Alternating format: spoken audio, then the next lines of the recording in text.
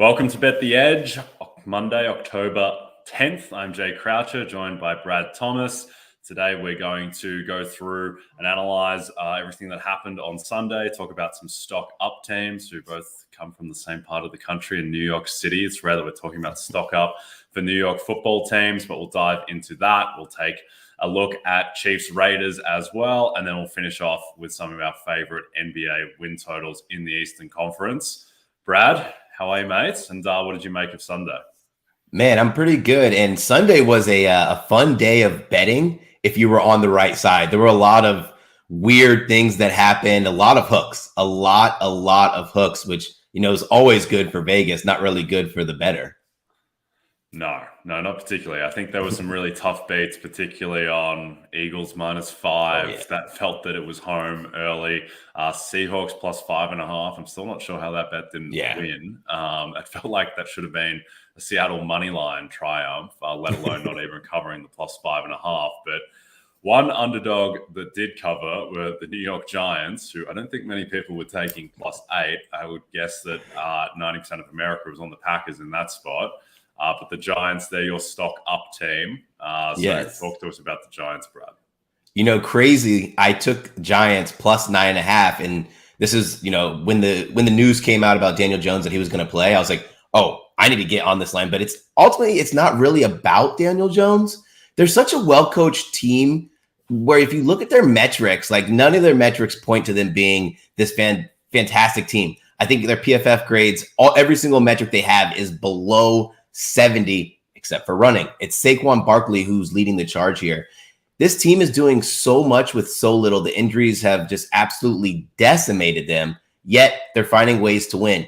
There was a time when we were talking about the NFC East, calling it the NFC least. And look at this. We have a ton of teams who are 4-1, 3-1. And the Giants are my stock up team just because you could see the way they play, right? Like Brian Daboll changed the culture of that team. And whenever you have a good culture, you can kind of mask the issues you might have in limited availability or, making bad decisions on defense. But they believe. It's crazy to see that, Giants fans are sending tweets out in the mornings on Monday saying that Monday victory feeling. Like this is a team that's thriving and alive.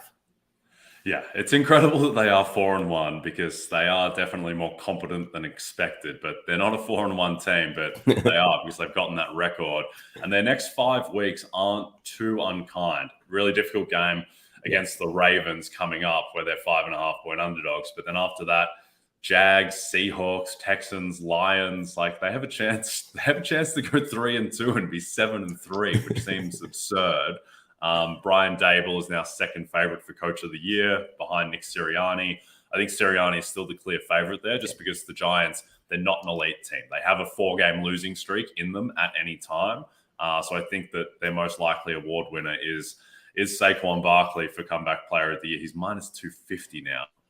And I think that's a little bit too favorable to Saquon, but at the same time, it's probably just a bet on health and the Giants not imploding, and then my man Geno Smith not making a charge. I think Geno should be the second favorite in that market. Now, Brad, I'm looking forward to the Giants-Jets Super Bowl in February. I'm going to make the look-ahead line for that, Jets -1.5. They're my team that I want to talk about this morning.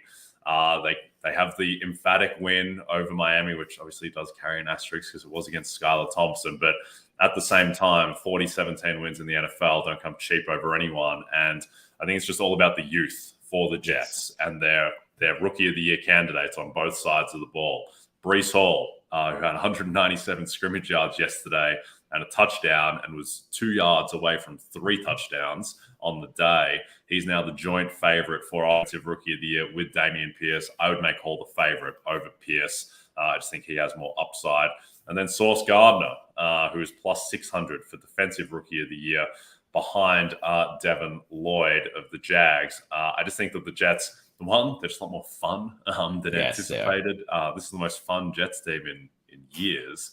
And then also I just think there is a level of competence, mainly offensively. They've just got a lot of talented skill position players now. It's not just Breece Hall, but it's also Garrett Wilson, Elijah Moore, Corey Davis, rejuvenated, even like Braxton Berrios and Michael Carter. Like they have pieces now And the defense with Sauce Gardner, with Reed, they've got a good cornerback duo. Still not an elite defense by any means, but more competent than anticipated. And look, they were plus 800 to make the playoffs coming into last week. That's going to shorten when that market goes back up. And I think the thing to look at is they're only 7.5-point underdogs in Lambeau Field, which is incredible. Just quickly to put you on the spot, do you like the Jets plus 7.5 against the really inconsistent Packers team? I have to like the Jets. I was on the Jets this weekend, and when Skylar Thompson was in, I was like, this is music to my ears. But against the Packers, like the Packers have done so little offensively. They lack that burst, the big playability, the sure-handedness of the receivers. Like if you think back to when they had Devontae Adams, you could count on them to finish drives instead of having to settle for field goals.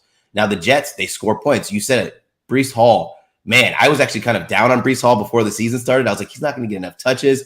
This man is doing so much, and he's so explosive. His game translated so well. So I just think the Jets will score enough points to make it a game. And that ever elusive hooker on there with the 7.5. This game's into the 7-point game. It's money in the bank. Yeah, and I think the Packers defense, which people coming into the season thought had the potential to be top 5, top 7 unit, they haven't shown anything this year.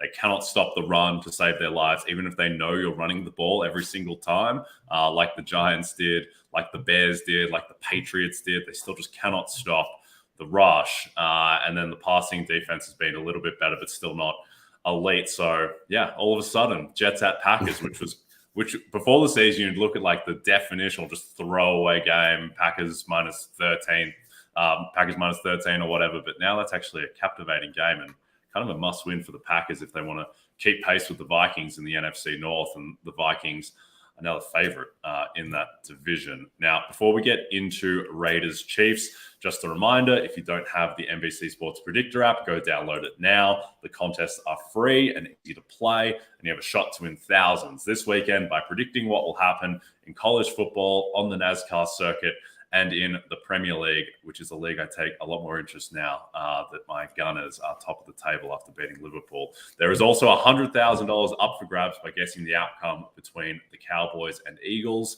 in our Sunday Night 7 contest. That's pretty high leverage game. Eagles -5 it's opened at, and that's definitely going to be one that will break down later in the week. But let's get into primetime game tonight, Raiders versus Chiefs. This has been a recipe for Patrick Mahomes, basically, to have the spotlight and do his Patrick Mahomes MVP type of things. I think everyone's expecting a high-scoring Chiefs blowout. Any interest in the Raiders plus 7.5, Brad? No, I don't have any interest in the Raiders. Ultimately, this lies with this Raiders defensive line was supposed to be something that we were going to marvel at all season. Yet they haven't really been getting pressure on the quarterback, and that's making life very easy and tough on their secondary. So I think that this 7-point spread is very important, right? Had it been somewhere like 5.5, I probably would have been a little bit more keen to bet the Raiders. Making it 7.5, anything over that 5.5 number just makes me believe that the Chiefs are going to just go out there and put on an offensive performance. I'll tell you something funny. I'm playing in fantasy football, and the guy that I'm playing against, he's starting Valdez-Scantling, he's starting Juju Smith-Schuster and Patrick Mahomes, and he's projected to beat me, yet I have like a 60-point lead. And those are the only 3 players he has, because I even think that the guys who make the projections know that Patrick Mahomes is going to have his way with this defense. Now, the competence of the Raiders offense is not there. And I don't think this is not a Raiders team who's going to keep up in a shootout with the Chiefs. A fun angle that I actually like in this game would probably be Elaire 2 touchdowns and Travis Kelce 2 touchdowns. Parlay those 2 together. You'll get massive bang for your buck. And it's something that realistically could and should happen. Yeah, I think Mahomes, certainly in the first game against the Raiders last year, because Mahomes went through that almost 2-month stretch where he just wasn't Patrick Mahomes last year. Really weird, uneven performances against the Packers, against the Titans, the Cowboys. He wasn't really right, but then he had that game against the Raiders in primetime where he had 106 yards passing and 5 touchdowns. So he certainly shouldn't have too many issues with this defense. And I mean, you touched on it, how underwhelming the defensive line has been. Like outside of Max Crosby, this team just has no path to a competent defense. Yeah. There's just not enough talent. It needed to be an elite offense, and it just hasn't been for whatever reason. Derek Carr has kind of underperformed, and they just haven't been able to get Devontae, Waller, and Renfro all clicking at the same time. It's either been too Devontae conscious, like it was in week 1, or not Devontae conscious enough, as it's been recently. So I think the Raiders, if they lose this as well, they go to 1-4. That's the division gone. And I suspect it will be gone. The total is 52, which is the highest total on the board. It's been trending up. If forced, I would actually be still taking the over, just because of the fact that Mahomes, he put up 48 and 41 points against the Raiders last year. He might be able to cover this total by himself. And the Raiders, I do think, as underwhelming as the offense has been, like, there is still so much talent there that they should have enough competence to be able to score late when they're down 20. So I think they will have some garbage time potential there. And we saw what Tom Brady and the Bucs did last week, being able to put up scores when chasing. Now, you mentioned the Edwards-Helaire and Kelsey touchdown props. Are there any other props, player markets in this game that you like? This is a tough market when I look at it, because I was looking at Patrick Mahomes, and I feel like he really could end at like 260 yards. But do you really want to take Patrick Mahomes under 280? Like, is that a recipe that you want? Because like you said, just like in the last game, he had a ton of touchdowns, not a lot of yards. And now they don't have anyone to really stretch the field. And so if you notice, his games aren't these massive performances in terms of yards production, but he's actually just getting his team down to the red zone, getting touchdowns basically on the ground with Helaire, and then a couple through the air. One that I was kind of interested in, I think this line is kind of setting itself, would be Darren Waller. Darren Waller over 50.5. His market has been kind of close to the 45 number. I think they have to get Darren Waller going, and he'll be a good safety valve for, like you said, when they're down 20 and they're just throwing the ball, needing to pick up as many first downs as they can to kind of stay in the game, or at least charge a comeback. So Waller would be where I was looking at if I were to take a player prop. Yeah, I think Waller, this is it for him. Like, if he doesn't perform tonight, he's going to be getting dropped in a lot of fantasy lineups, I think, or at least traded. My favorite player prop in this market is Josh Jacobs over 15.5 receiving yards, which is a little niche. Been burned by the running back receiving yards markets, but the Chiefs have been dreadful defending running backs in the passing game.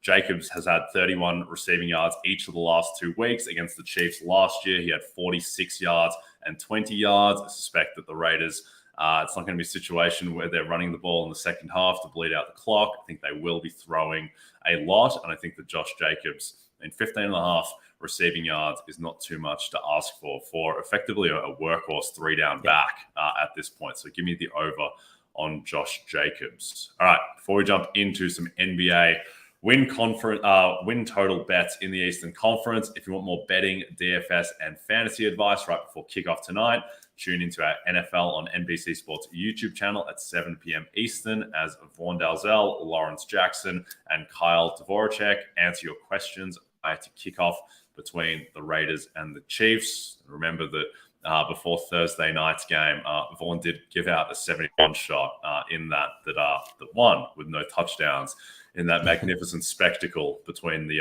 Broncos and the Colts. So, all right, let's jump into our favorite bets in the Eastern Conference, win totals. Start us off with your favorite over, Brad. Yeah, so mine is Raptors over 45.5. And I want to stress the importance, if you're betting win totals, these numbers are so sharp. Make sure you shop around for your lines to find the best possible win total. But they've hit this number in 8 of their last seasons. They hit over 45 in 8 of their last 9 seasons.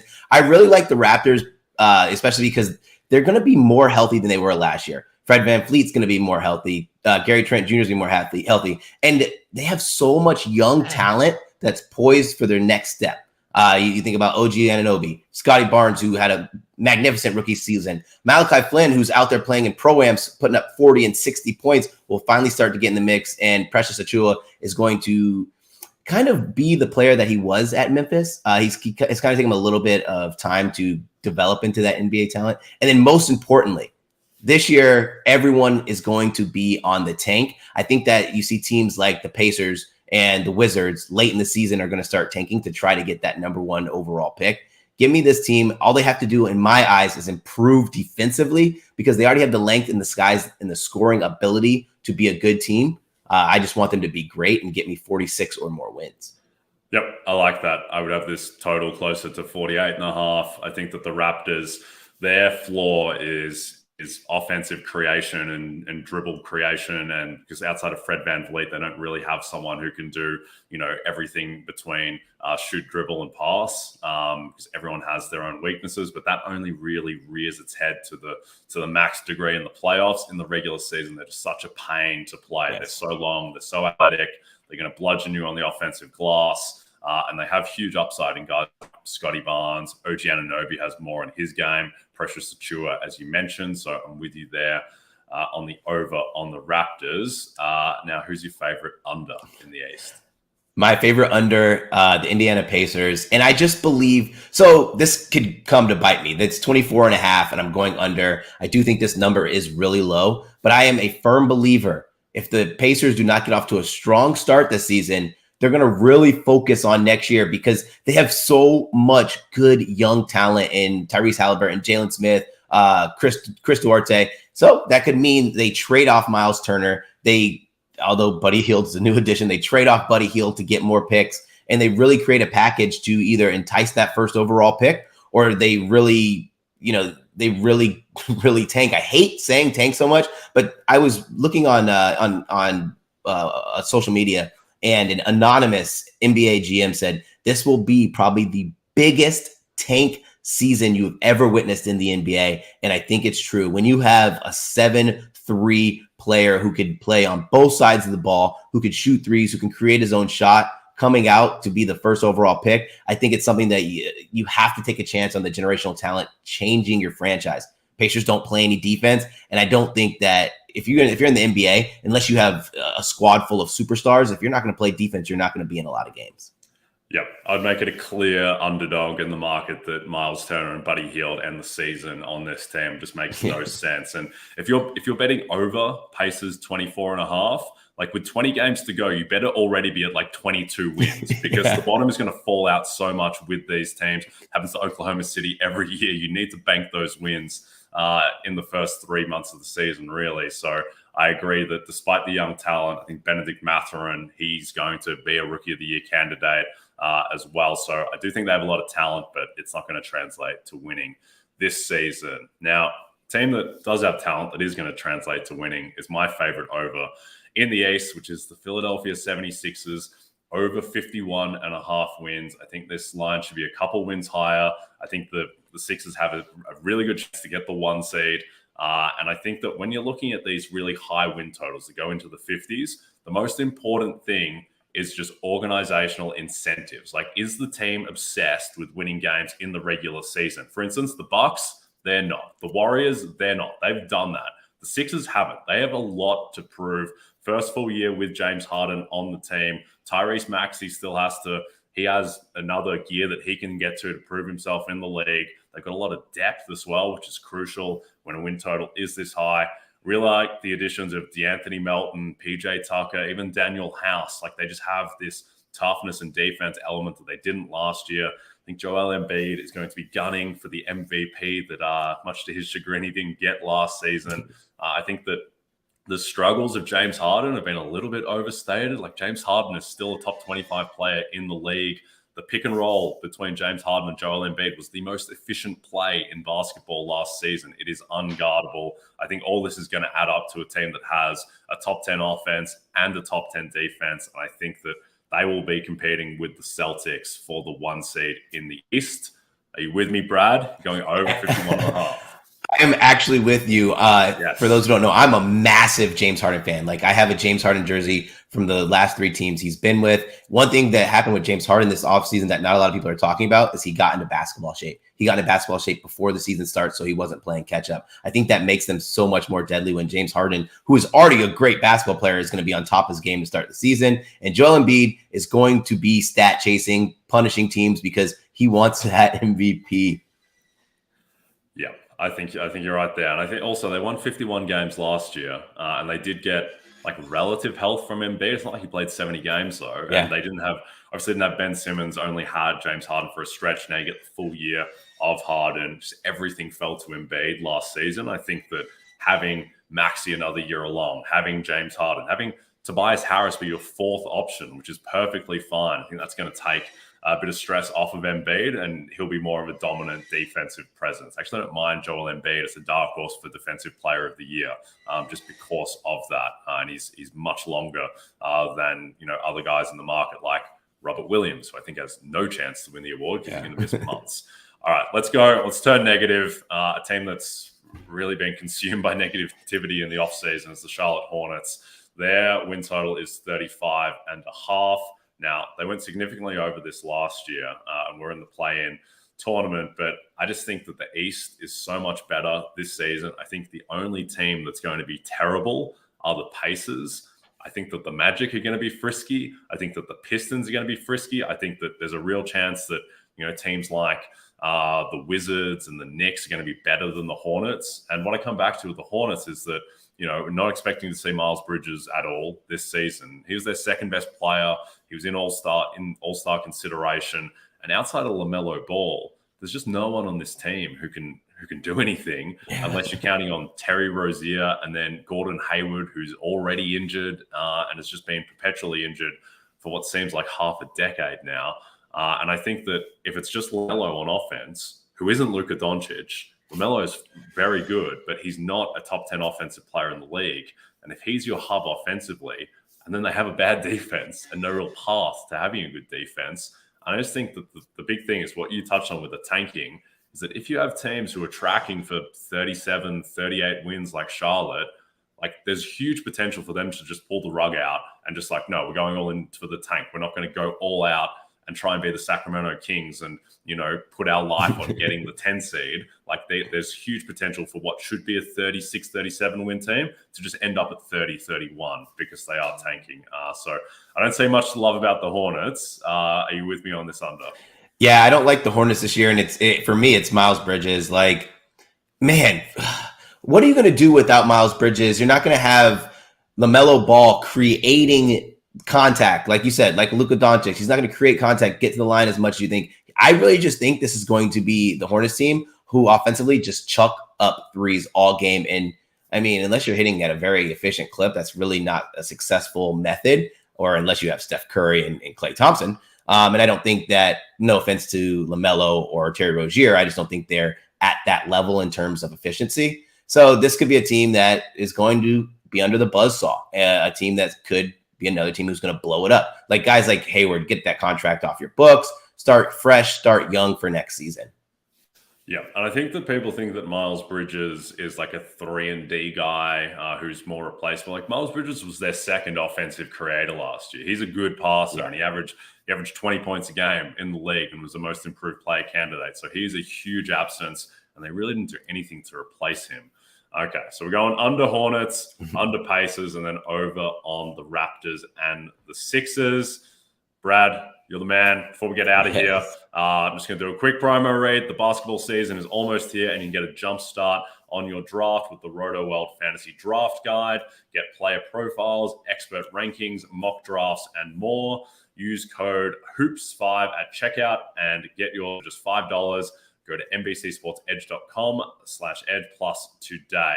Okay, we are done. Don't forget to check out NBCSportsEdge.com for more information to help you with your wagers. Thanks everyone watching on the NBC Sports YouTube channel. And if you're listening to us in podcast form, don't forget to subscribe and rate us. From Jay Crouch and Brad Thomas, we'll be back tomorrow.